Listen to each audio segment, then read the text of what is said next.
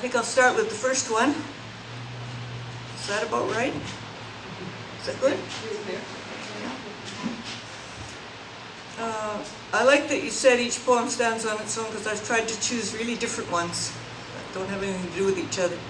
This one's called "The Vagina Says Jack."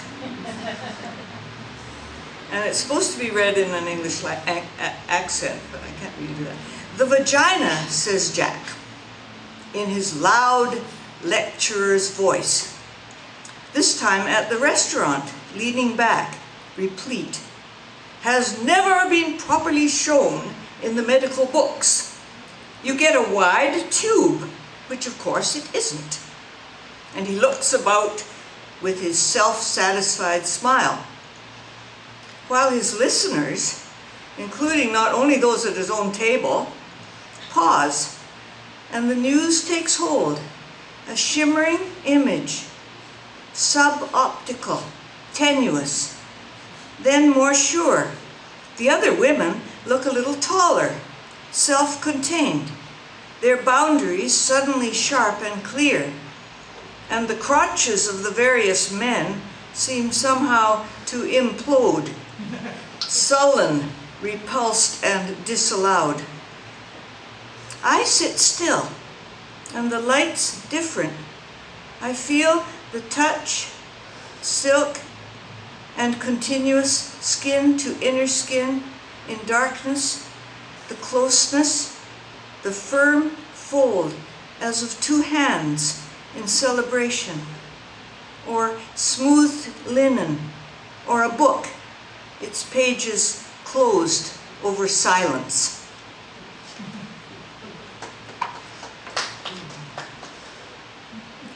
And this is a little one I wrote out in Victoria. It's called the Kibbles Equivalent. Down on the Victoria waterfront, commonly called the Causeway, a woman has lodged a complaint about a busker's lab made to tote sunglasses and a beer can as degrading to the dignity of a dog.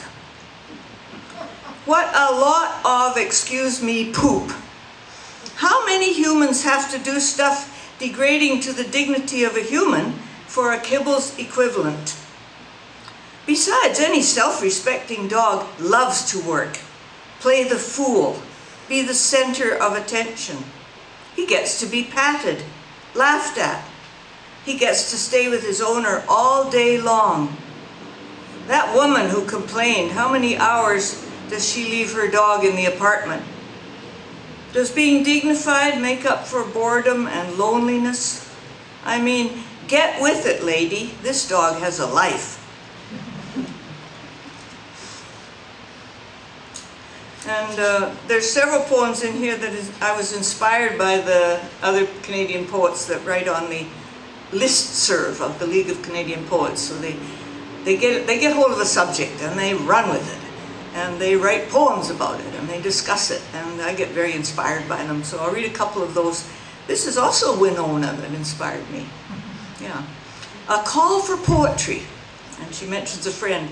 He wants witty, sexy poems about icebergs to read to his cruise passengers now and then. So this is called a witty, sexy poem about an iceberg. I don't know whether she ever sent it on to him. A witty, sexy poem about an iceberg. But it has no sex and no wit. It tips over sometimes, weightily, or rights itself. The surface of the sea, meanwhile, engages our visual cells, the ones devoted to the horizontal, where they meet with delight that outrageous barrier, that flagged vertical, whose downward slice is deep as a knife into cake. Wedding cake will do. There's the sex bit. Tier over tier, and mostly hid from us out on the deck and peering.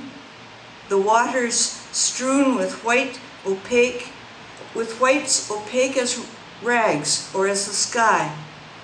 Between these, a polish, a dark translucence. What parts of this scape can you penetrate? What can you see?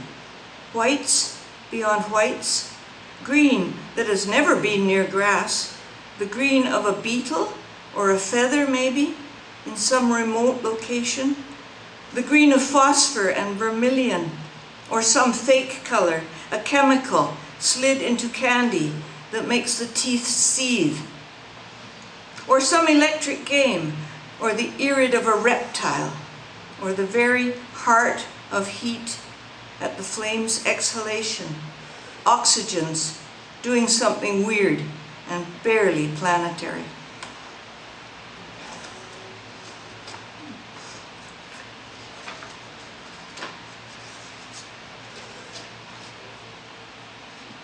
This is one from Denmark. It's called Storebæltsbro, which is the bridge over the Great Belt. It's a new bridge. The bridge over the Great Belt. Austere, pure, and here it comes, beyond Sjælland's slow fields, already overhead. Nothing in the whole archipelago, Hammer to Skagerrak, lifts itself so high, narrow as a needle, or a needle's eye, suspended by its thread. The November light is pearly, colorless. The mist has erased the islands, the water, and the sky. Now, as the car climbs, it seems to me this image is the closest yet devised of the gates to the next indifferent world. I wouldn't know about cables, tension, or structural stress any more than the peasant who once stood and stared breathless upwards towards the clear story of Chartres, or whether beauty is nothing more than plain utility, though I'd like to believe they couldn't build it any other way. Returning after dark, and the sign posted to warn trucks and light vehicles, and when we pass the pylons, the crosswind grabs the car and shakes us like the fist of God. Away up there, it's all picked out in slippery lights, and I am suddenly all for the future. These are the twin masts of a ship, the size that will surely drift between stars.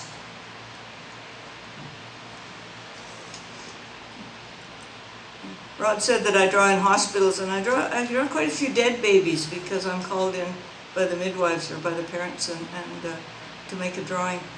And this is one of those. It's called Stillborn Hair Hospital. At the Kapelle, a breezy gent in a green apron slides a coffin into a waiting hearse, then lets me in. It's a bright day for once and almost no wind. The infant's brought, discolored, almost black, in a kind of plastic tray.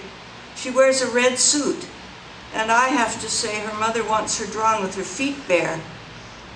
So off it comes. Lifted, she's stiff as a board, like a tight-stitched sawdust doll. Put back in shirt and diapers now, with her arms straight at her sides, and I ask whether he'll lay them near her face.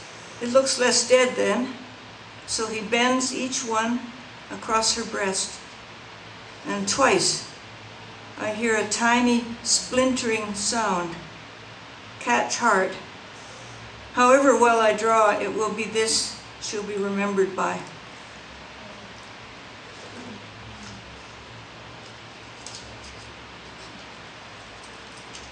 This one's short. It's called Reese Ways Hospital at the main hospital.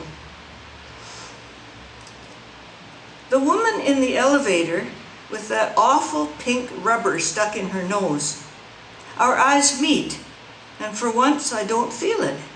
Guilt or pity or shame that she's ill and I'm not. We are equally. I can look into her eyes. This, or something like this, attends me also, or something worse, or it will. No one speaks. The elevator, with its occupants, pauses scrupulously and descends.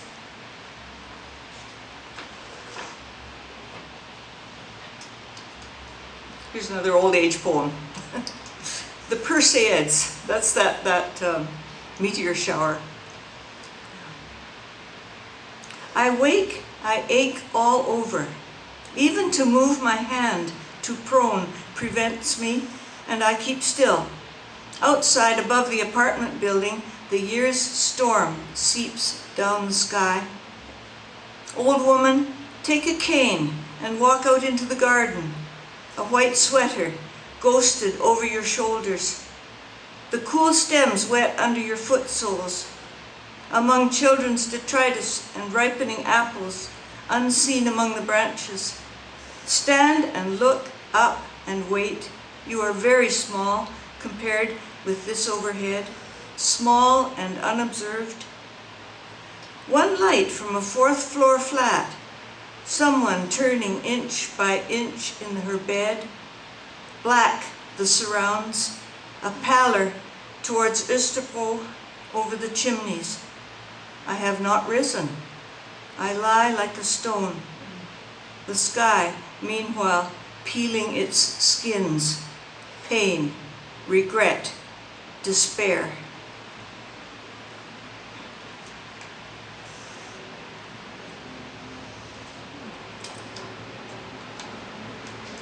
I thought I'd read some newer poems too. Is that all right? Yeah.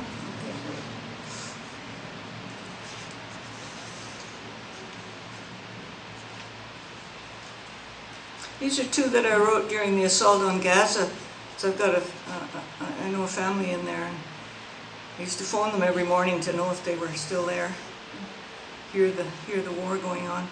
But they're written, from, of course, from a great distance in another part of Europe. First one's called Obscurant.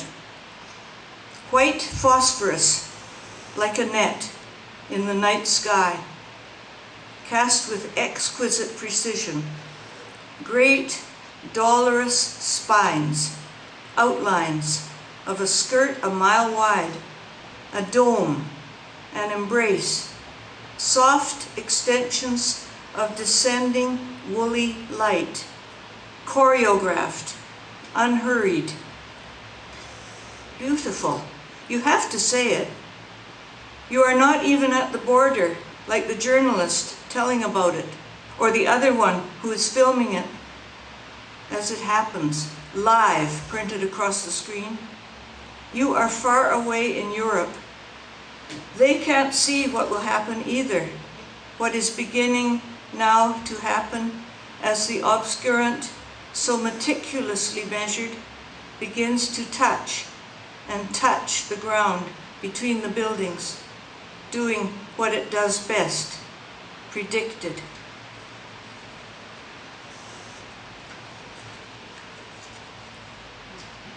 And this is also from a distance, a photograph that was sent to me.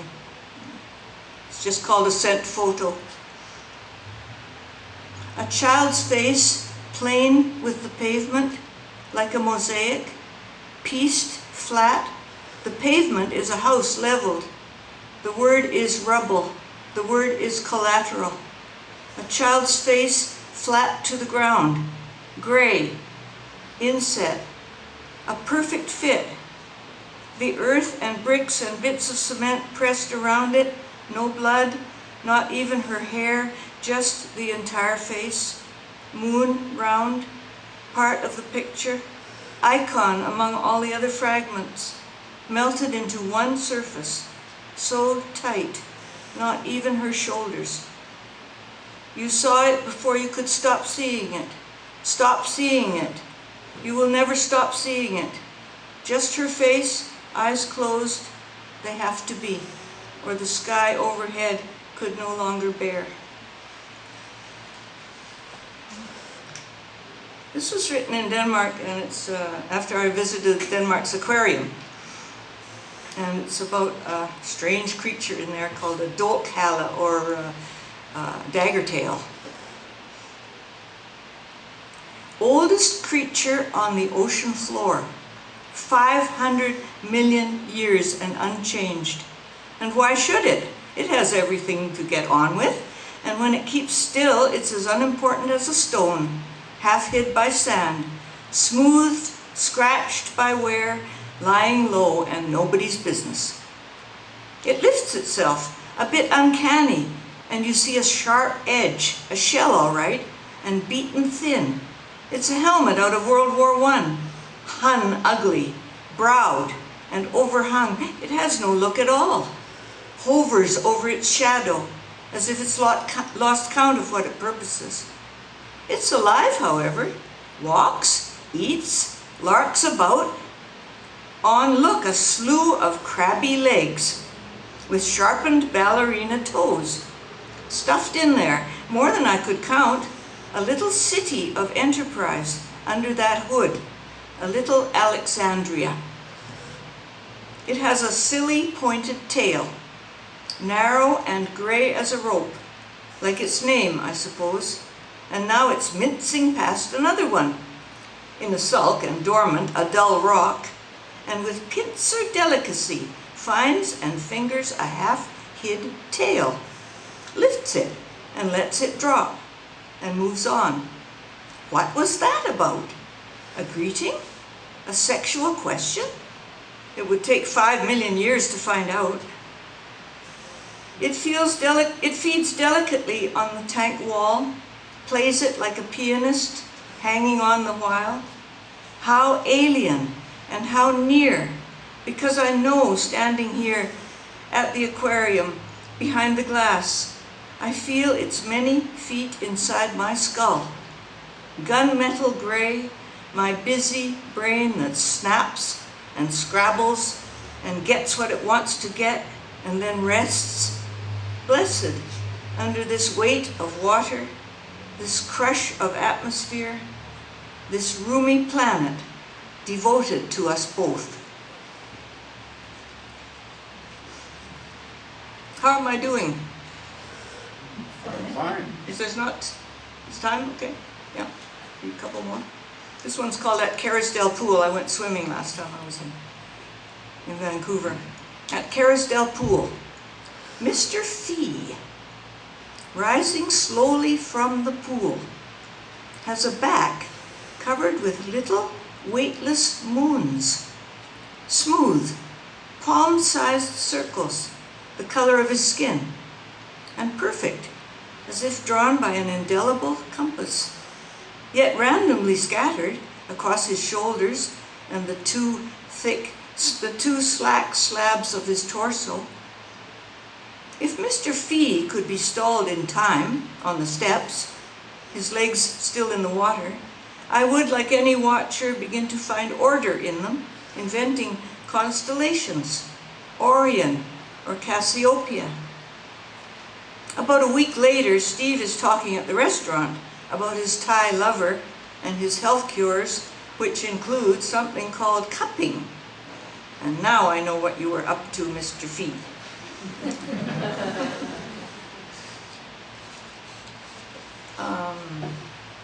I think I'll stop there. Yeah, that's all right. Yeah. Thanks very much.